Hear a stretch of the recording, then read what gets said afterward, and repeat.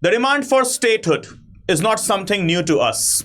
We have been watching this demand since the very first day of the independence, right? But this time, it's coming from the state of Maharashtra known as the Vidarbha region. Okay, so there is an organization that is known as VRAS, that is the Vidarbha Rajya Andolan Samiti, which is going to stage a protest tomorrow on 9th of August, which is coinciding with the date of the August Kranti, that is the date on which Mahatma Gandhi launched the Quit India movement with the slogan, "Do or Die." So guys, you're watching the StudyIQ IAS English channel. So welcome to this channel first of all, and I am your educator Praveen Mishra. And let's discuss the elements of this case. Okay, that is stepping up the decades-old demand for a separate Vidarbha state. The VRAS will stage a major protest tomorrow with the slogan Maharashtra Vadi or Vidarbha Virodhi Chale Jao. Right? So what is the name of the protest? The slogan actually, Maharashtra Vadi or Vidarbha Virodhi Chale Jao. Simply speaking, pro-Maharashtra and anti-Vidarbha forces do quit. Okay, so obviously, you know, these are the reasons. These are one of those incidences where our federal fabric, where the federal structure of the country undergoes big question mark. The integrity of our nation goes under big consideration, big concern, as well as another questions on our integrity these things raises. But the fact here is we can't even ignore the demand of the local people. Every region, it is having its own demand. So let's go ahead and understand the historical perspective of the Vidarbha region, where it falls and what are the demands basically, and what are the constitutional provisions to this Vidarbha region, right? So let's see, this is actually the region, Vidarbha region in the state of Maharashtra. So actually comprising 11 distinct locations, right? So if we go ahead with the division, so the Nagpur division and the Amravati division, these are the two divisions that actually comprises the Vidarbha region with 11 distinct locations. Okay, as we can see from Nagpur, 6 divisions. Okay, from Nagpur division, 6 locations: Nagpur, Wardha, then we have got Bhandara, then we have got Gondia, Chandrapur and Gadchiroli. These are the regions which were once upon a time, now they are free thankfully. Once upon a time they were badly hit with the Naxal activities.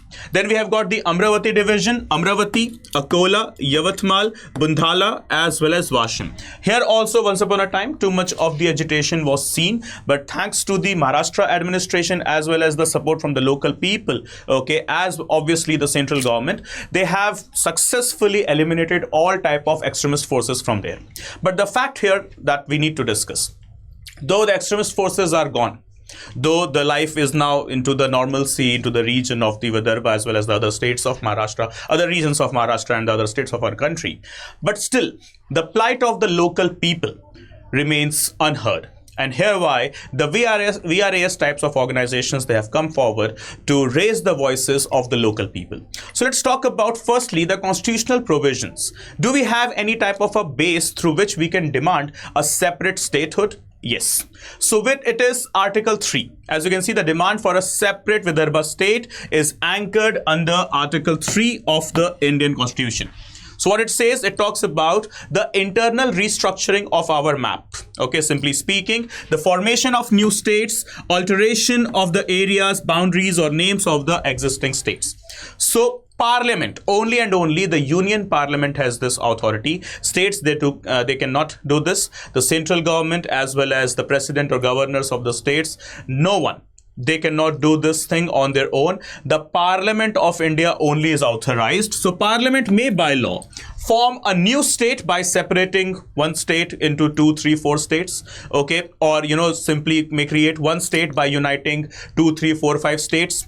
Increase the area, decrease the area, or even alter the boundaries of any state, or even change the name of any state.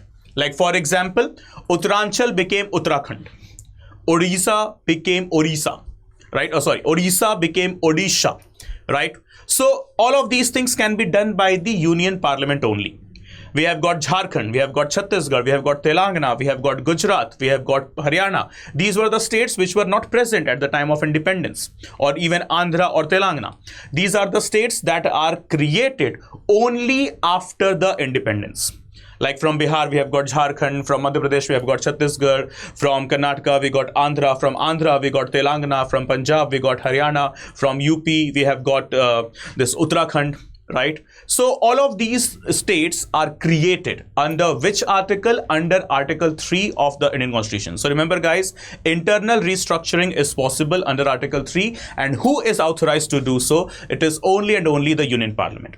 And the features that we need to mark. Okay, what is the procedure to create a new state under Article 3? So the three major steps that we need to discuss. The first step, in order to create any new state, the bill must initiate in the parliament. Which house of parliament? Lok Sabha or Rajya Sabha? It should be either house of the parliament, as you can see. Okay, a bill for the purpose can be introduced in either house of the parliament, but with a catch. What is the catch? With the prior permission or the prior recommendation of the president. General bills, they are introduced in Lok Sabha or Rajya Sabha, then passed from one house and goes to the other house, and then finally it is sent to the president for her assent. But there are few bills like money bills as well as for the formation of any new state. The bill is firstly sent to the president. After her assent, after her signature, the bill is sent to the parliament, and there it passes from both the houses. Okay, and then only any restructuring or reshaping of the map could take place. Right? So a bill for the purpose of creation of a new state can be initiated or introduced in either house of the parliament, but with the prior recommendation or the president's assent. Okay. Secondly, before recommending any such bill, the president refers the bill to the concerned state legislature for its views within a stipulated time. So president may provide some time period or time frame to the state legislature that we are about to unite these 2-3 states in which you are part as well, or we are just dividing this one state into 2, 3, 4, 5, 6 whatsoever parts. Okay, so what's your opinion? So president will send the bill to the concerned state legislature and will also mention the time that I need your answer within 10 days, 20 days, 30 days, whatsoever. Okay, then the third point and the most twisting point here as well. Parliament is literally not bound by the views or opinion of the state legislature. Okay, the president sends the bill to the concerned state legislature, but the parliament is literally not bound. Let's say state legislature says, okay, we are okay with it. It doesn't make any difference to the parliament's opinion. And let's say the state legislature says, no, we are not okay with this. Okay, we are opposing this bill. Then also it doesn't make any difference into the opinion of the parliament. If parliament has decided to divide the state or unite the state or change the status of the state from being a state to a union territory or from a union territory to a state, it doesn't make any difference. Parliament may by law do that, and this is the authority given to parliament by the constitution under Article 3 itself. So do we have got this constitutional provision? Yes, we have got. Okay, simply what is the article? Article 3. And now let's talk about the historical background of the Vidarbha region. So during the time period when India was not independent, Vidarbha was part of the central provinces and the Berar region during the British rule. Okay, with Nagpur as its capital. Guys, please make this thing clear. What was the capital of this Vidarbha region? It was the Nagpur. Okay, the region of Nagpur. Post-independence, what happened? The States Reorganisation Commission, that is SRC of 1955, recommended creation of a separate Vidarbha state, citing the distinct socio-economic conditions and the administrative conveniences. But it was not taken into the consideration. Vidarbha was made part of the state of Maharashtra. Okay, so however, Vidarbha was merged into the newly formed Maharashtra state in the year 1960. Okay, under the Bombay Reorganisation Act for the linguistic reasons, that is the Marathi speaking population, the dominance of the Marathi speaking population. But here the language is not the concern. It is a bit different. Okay, what is the difference? The persistent demand, why it comes? The claims with regard to the economic neglect. So Vidarbha is basically quite rich in minerals, good dense forests, and has a strong agricultural base. But it allegedly suffers from underinvestment. When it comes to farmers' suicide in India, the recent data what we have from the National Crime Records Bureau, 10,218 farmers, they have committed suicide just between 2022 to 23. And the highest numbers of farmer suicide, they have been marked in the state of Maharashtra. And where in the state of Maharashtra? Unfortunately, sad but true, the Vidarbha region. So Vidarbha's cotton belt has been one of the worst affected by the agrarian distress. And then finally comes the political marginalization. The key decision making, they are concentrated, the key decision makers, they are concentrated where? In the Mumbai region, which is far, far away from the Vidarbha. Hence, as a result, they do not get much support, or the much needed advances are not present in the state of Vidarbha, in the region of Vidarbha presently, right? Hence, as a result, the people, they have been staging a protest since quite a long decades. And tomorrow, that is on the Kranti Din, that is on 9th of August, the VRAS is going to protest a large scale protest for the statehood demand for Vidarbha. So the recent, that is the contemporary reasons that has triggered or that has escalated the demand of the statehood is here, that has been represented more with the figures. So the debt argument, Maharashtra, that is under presently, okay, under the debt of nearly 7.82 lakh crores, that is projected to reach up to 9.83 lakh crores by just next month, that is by September 2025. Okay. Now, the development dues. As per the recent data, 60,000 crore in irrigation plus 15,000 plus crores in the public services, they are owed. And 75,000 plus crores, they are literally having the shorthand or the shortfall. And finally, the development issues. Obviously, the farmer suicide, the high level of migration, as well as the malnutrited population. So they have got their own very wonderful reasons to demand a separate statehood. But yes, as I stated in the beginning, all of these things, they put a huge question on the integrity of the nation, on the federal fabric of our country.